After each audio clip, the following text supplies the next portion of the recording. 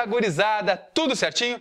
Vamos estudar a segunda parte da aula de respiração celular. Se você está assistindo essa aula, significa que você já deve ter assistido a primeira aula, que é de glicólise. Mas não custa nada fazer aquele resuminho básico. Na glicólise, que é a quebra da glicose, foi gasto 2 ATPs, produzidos 4 ATPs, saldo de 2.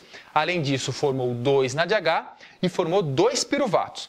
O NADH e o piruvato estão agora dentro da mitocôndria. Todas as reações da respiração celular, a partir do ciclo de Krebs, a partir dessa segunda etapa, estão ocorrendo dentro da mitocôndria. E o ciclo de Krebs ocorre mais especificamente na matriz mitocondrial, que é a parte mais interna da mitocôndria. A mitocôndria tem 2 membranas e interna essas 2 membranas é a matriz mitocondrial. E faça sempre aquela perguntinha, né? Por que tem que existir o ciclo de Krebs? Isso é muito fácil, gente. O ciclo de Krebs, ele existe para otimizar a retirada de energia dessas moléculas orgânicas. No caso que a gente está estudando é da glicose. Então o ciclo de Krebs daí, porque graças ao ciclo de Krebs, a gente extrai completamente a energia da glicose. A gente oxida ela, a gente rouba os elétrons da glicose até o final, até ocorrer o que a gente chama de oxidação total da molécula de glicose. Bom, então vamos lá. Os NADH, eles vão direto para a terceira etapa da respiração celular. Agora, os 2 piruvatos, estes sim são os protagonistas do ciclo de Krebs. Mas cuidado, não são os piruvatos que entram no ciclo de Krebs. Antes deles chegarem ao ciclo de Krebs, eles sofrem uma pequena reação. Dá uma olhadinha no esquema aí. Aqui está então a mitocôndria. E é dentro da mitocôndria, na matriz mitocondrial, que estas reações estão ocorrendo. Então é muito fácil, é muito simples essa transformação do piruvato, né, do ácido pirúvico, em acetilcoenzima A. Então vamos lá, repara só, o que ocorre aqui? É simples, o ácido pirúvico, o piruvato, tem 3 carbonos, você se lembra, né? Um dos carbonos sai na forma de CO2, forma uma molécula chamada acetil, com apenas 2 carbonos.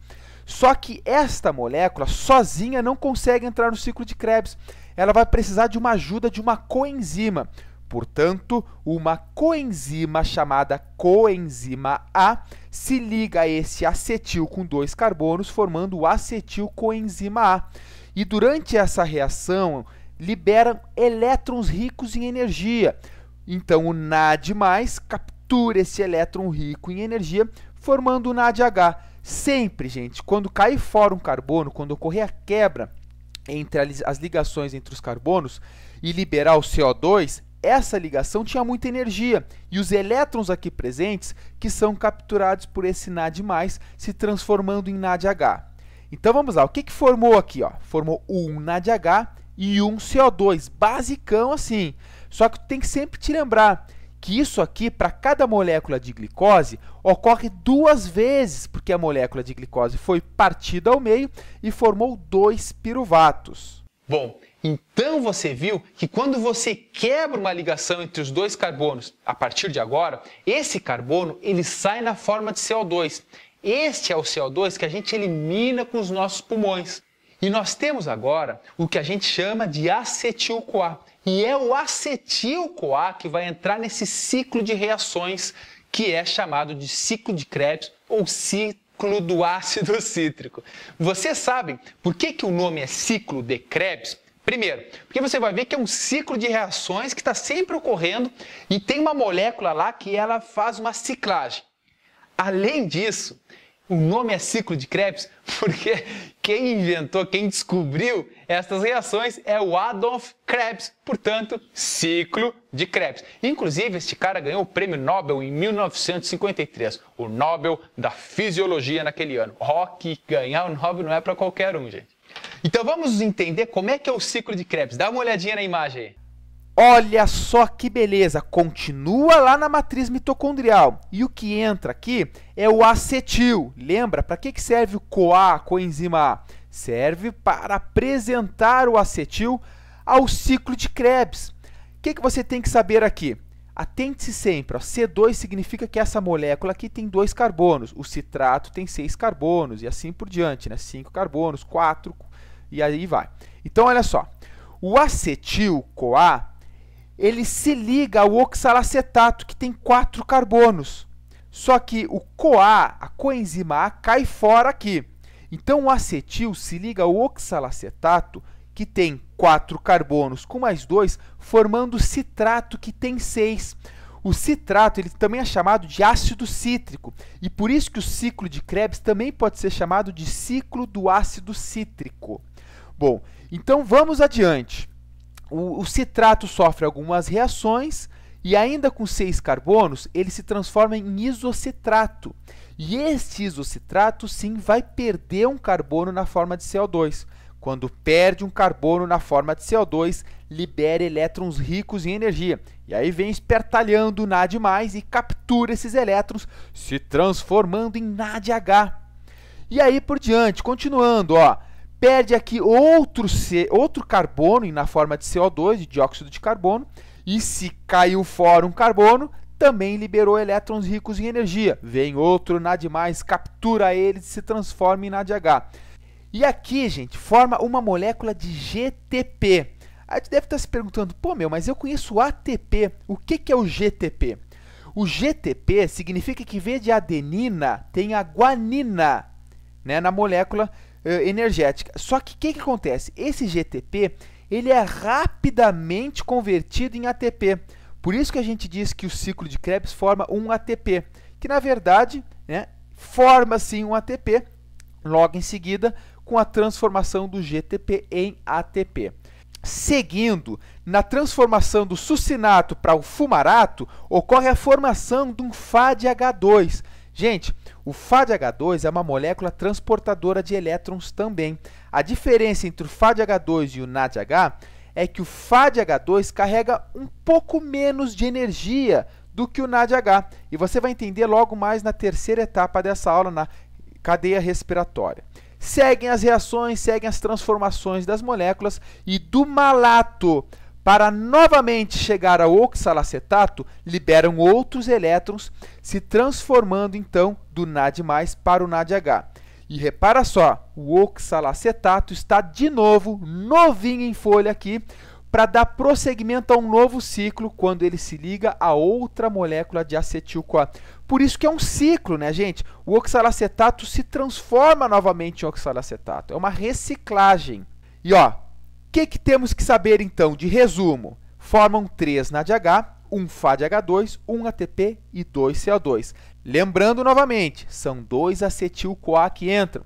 Então tudo isso aqui ocorre 2 vezes para cada molécula de glicose. E repara só, a importância do ciclo de Krebs é que o acetil só tem 2 carbonos. Se ele não entrasse nesse ciclo de reações, ele seria quebrado uma única vez. Seria quebrado ao meio, né, uma única vez.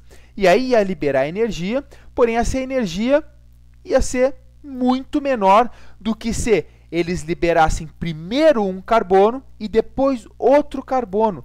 Portanto, o ciclo de Krebs é algo que faz com que a gente utilize completamente a energia da glicose. Então, todo o balanço do ciclo de Krebs e da preparação do acetil-CoA foram 2 ATPs, 8 NADHs e 2 singelos FADH2.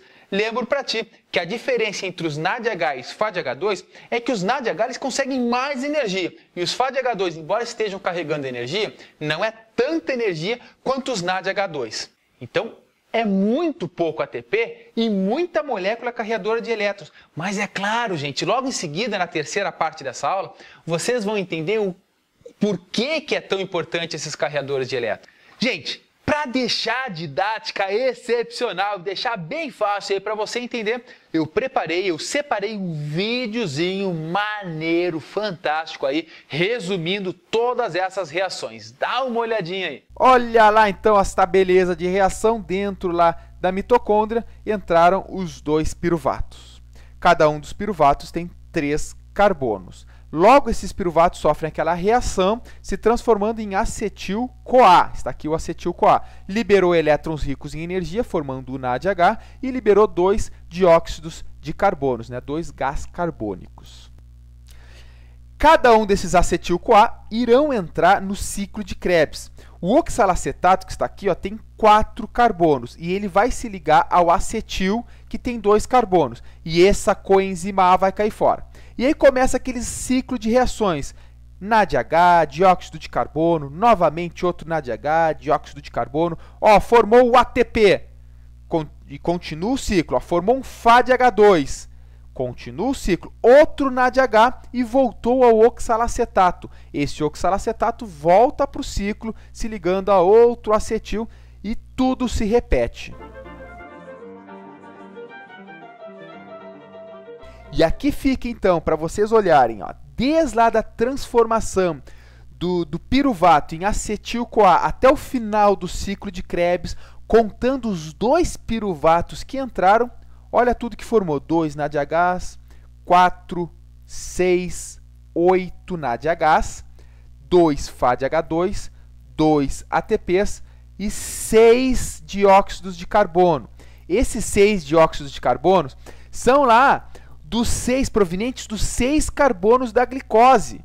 Repara então que aqui ela acaba de ser totalmente oxidada, totalmente quebrada.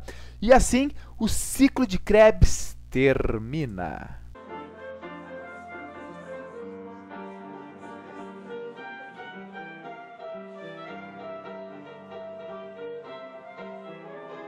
Agora presta atenção numa coisa que é fantástica. Quando eu estudei a primeira vez isso e percebi isso há alguns anos, né, estudando o ciclo de Krebs, a cadeia respiratória, eu me deparei com uma informação fantástica e é aí que tudo faz sentido. Você já se perguntou por que tu emagrece quando você faz exercício? Muitos imaginam até hoje que é porque você está suando, né, está perdendo. Então entrar em sauna é uma beleza, né? Você sai da sauna 20 quilos mais magro. De fato, quando você sua muito, você está perdendo um pouco de peso, né? Porque você está perdendo massa corpórea na forma de suor, você está perdendo líquidos. Inclusive pode desidratar se não beber muita aguinha, né? Então, só um minutinho que eu vou também aqui. Eu ainda vou fazer essa barba, cara. Tá um pouco grande, né?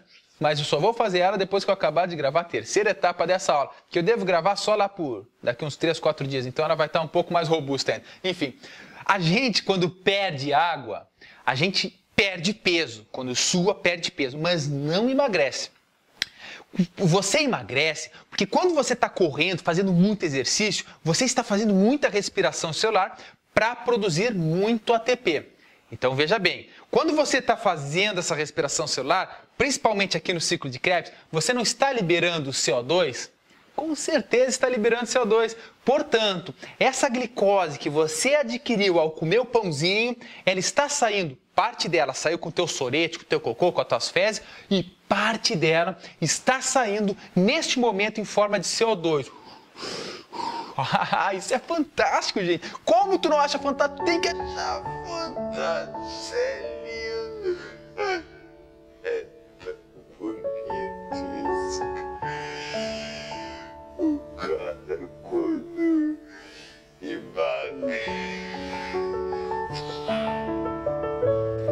enfim.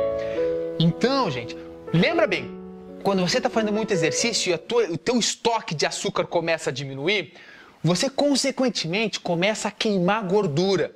E eu disse para ti lá na primeira aula que a gordura, os lipídios, é uma das formas de você fazer respiração celular. A gente está estudando pela via glicolítica, pela glicose, porque é mais comum. Mas você pode fazer respiração celular também pelos lipídios e até mesmo pelas proteínas. Portanto, se tu está fazendo muito exercício e não tem mais glicose, acabou, está com pouco estoque de glicose, você já começa imediatamente a queimar gordura. Então essas moléculas de gordura que estão no teu tecido adiposo, elas começam a sair desse tecido adiposo, saem dessas células e entram nas outras células do nosso corpo e começa a ser quebrado pela respiração celular.